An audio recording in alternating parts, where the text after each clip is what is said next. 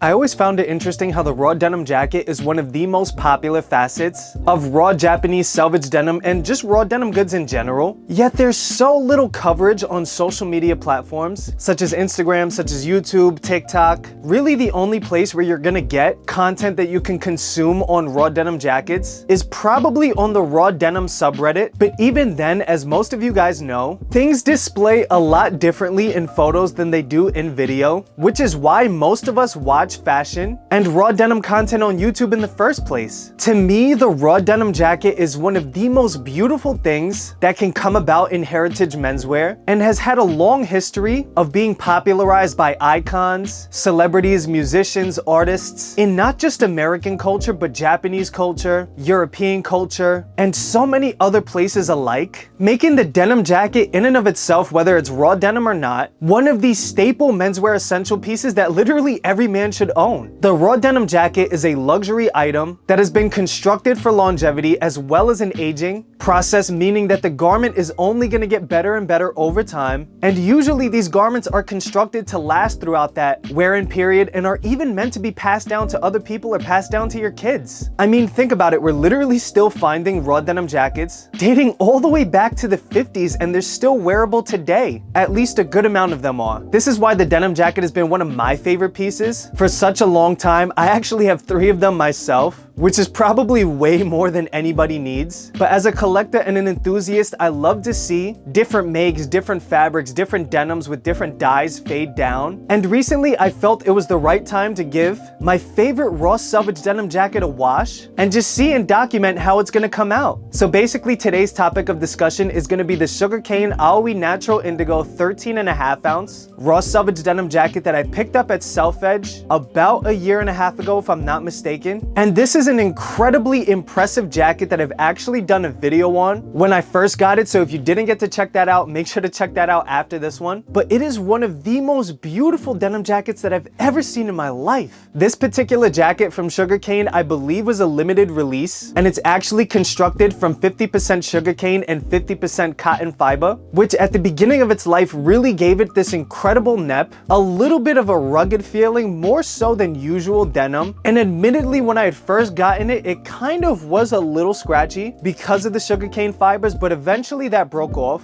and ended up becoming one of my most worn denim jackets, despite only being heavy enough for a spring and fall jacket. And I have to say, with the natural indigo, the vibrancy of the blue gradations, the way that it started fading down even before wash was absolutely beautiful. I have given this one wash before, but I didn't really have as much wear on it as I do now, especially considering how little I had worn it before I had washed it. But now the jacket has softened up beautifully. I've gotten rid of all of the shrinkage. It feels buttery soft, super smooth, super comfortable, and the fit to me is absolutely spectacular. And I mean, after having washed the garment and worn it many more times, you're actually really starting to see the fading pop out, much like the honeycombs at the arms, as well as this vertical kind of fade line running up and down the sleeve, which just kind of happens when the manufacturer folds them a certain type of way. I actually had gotten this jacket with that fade line already, but I don't really care because it's just a natural kind of wear. Things just kind of happen with raw denim, and I'm not really too picky about those vertical lines. I know a lot of people are. It really doesn't bother me all that much. But running down the sleeve, you're able to see the honeycombing as well as some fading on the back elbow, but most notably, you're able to see the fading at the ends of the cuffs, as well as where the cuff attaches to the sleeve itself.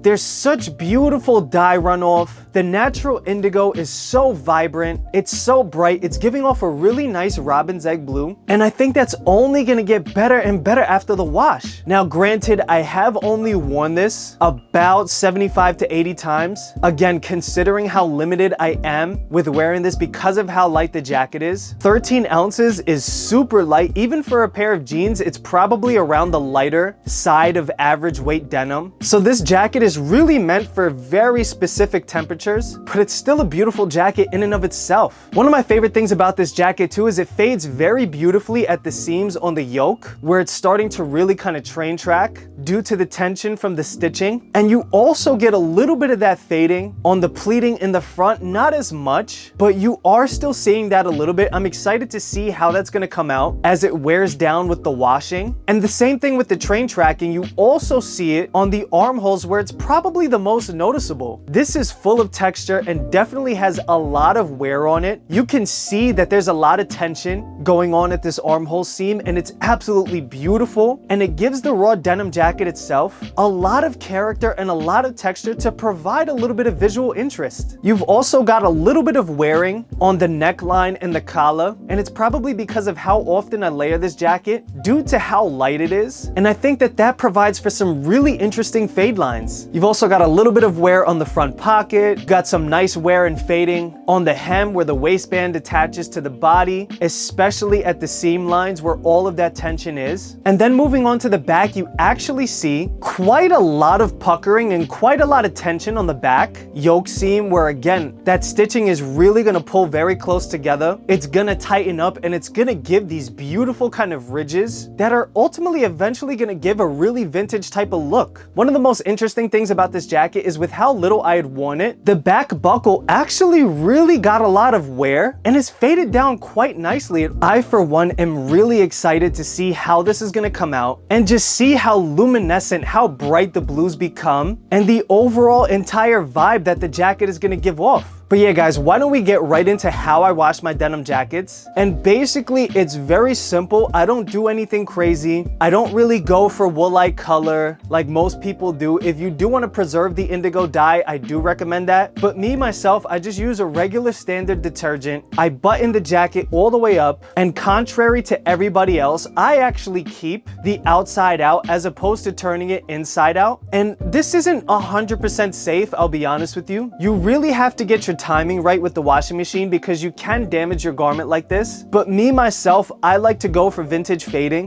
which is why I keep the outside out, because that's the way that most people wash their clothes anyways, especially people back then when they had raw denim jackets and they truly were a workwear piece, not necessarily a luxury piece. And quite frankly, this is how they achieved those types of vintage fades in the first place. So keeping with that theme, I button the jacket all the way up, I keep it outside out, I roll it up just to make sure that it fits in the washing machine. And then I always wash my raw denim, whether it's jeans, whether it's jackets, whether it's shirts. I always wash them on the coldest setting possible. And from then on, I'm just gonna let it naturally air dry. And then we're gonna take a look at this jacket and see exactly what happened after we gave it a full wash.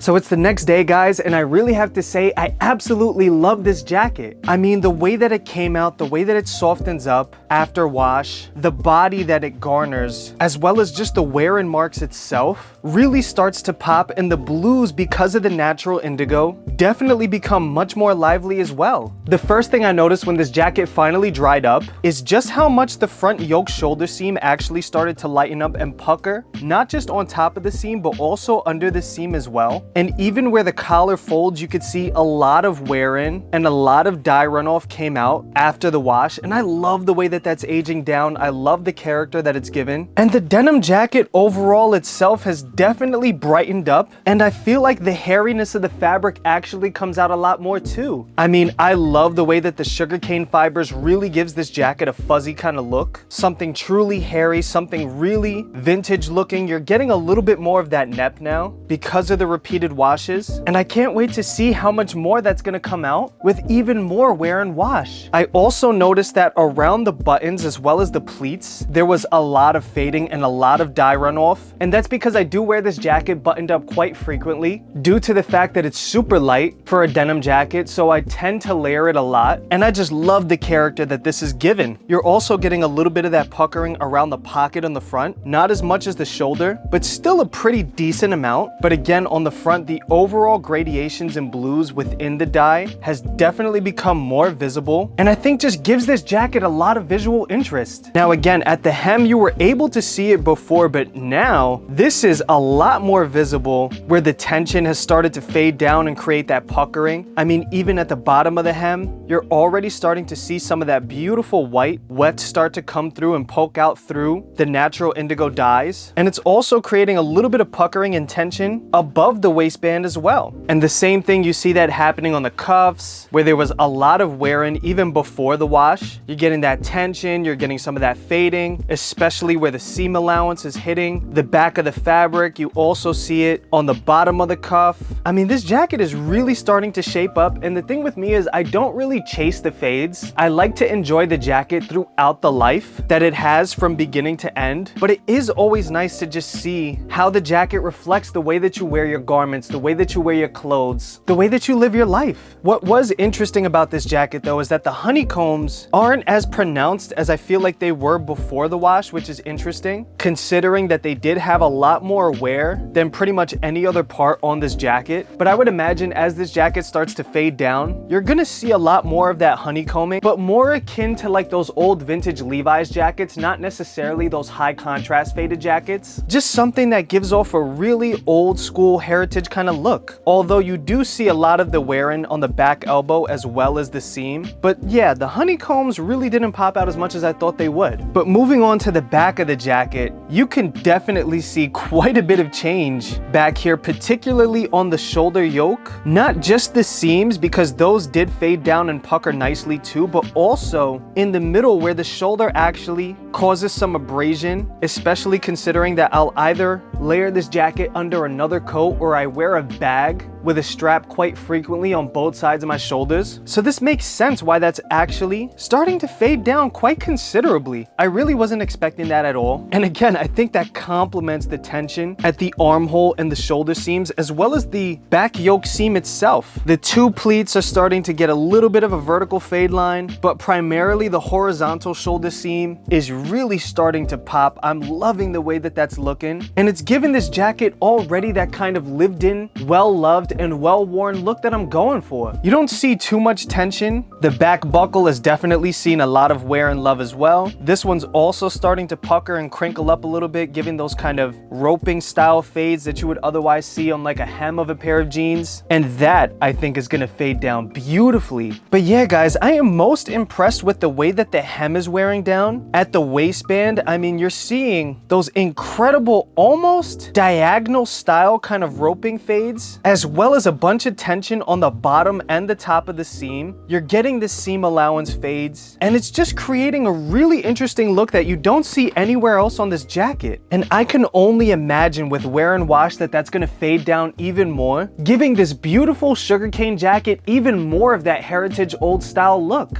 But yeah, guys, all in all, I really wasn't expecting any high contrast fades. I wasn't really going for high contrast fading anyways. Very rarely do I ever go for high contrast fading. I just love me a really nice vintage style look, something that looks well lived in, but also something that looks well cared for. And I feel like that's what the vintage Levi's and vintage Lee jeans and jackets kind of give off, because sometimes high contrast fading for my personal taste can be a little bit much. That's just my opinion, but I really cannot wait to see how this is going to age down even more. I'm definitely going to do another update maybe in about a year or so, but I do have a brand new denim jacket that I am eventually going to do a video on and show you guys. I'm thinking of doing a little bit of an experiment on this one as well, but we'll see how that plays out. But yeah, guys, definitely check out Sugarcane, not just for the jackets, but also for the denim jeans, because I absolutely love Sugarcane, especially their natural indigo products. Because for those of you who don't know, I've kind of become a little bit of a natural indigo purist, and very rarely do I wear products now that aren't made from natural indigo. It's just my thing. I'm not saying any of you have to do it, but that's just me. And Sugarcane has quite the myriad of natural indigo garments, which make it really easy for any natural indigo purist or someone who just wants a very special piece to be able to get one of Japan's finest garments. I think this jacket is sold out, if I'm not mistaken. I got it off of Selvedge about a year and a half ago, which is one of my favorite retailers, but I don't think they have this anymore. But with that being said, they do have a bunch of other Sugarcane products, and I'll put something in the description for you guys that kind of mirrors this kind of look. It might not be exact, it also might not be natural indigo, but I'm gonna try my best to find something for you guys. But anyways, guys, thank you so much for watching the video. I'm sorry that this video is a little bit all over the place, probably with the audio, the lighting, all the stuff. I'm actually filming all of this during Thanksgiving weekend, and things are kind of going crazy, so it's a little bit of a rough time for me to be recording videos, but I didn't want want to miss a week, and I just really wanted to see how this jacket was going to come out, and I didn't want to do it without you guys. So either way, I really hope you guys enjoyed this particularly a little bit messy video, but I promise next week we'll be right back to our regularly scheduled program. I have a couple of really exciting ideas for the next couple of videos, so definitely make sure to stay tuned for that. But anyways guys, with that being said, thank you guys again, and I'll see you next week.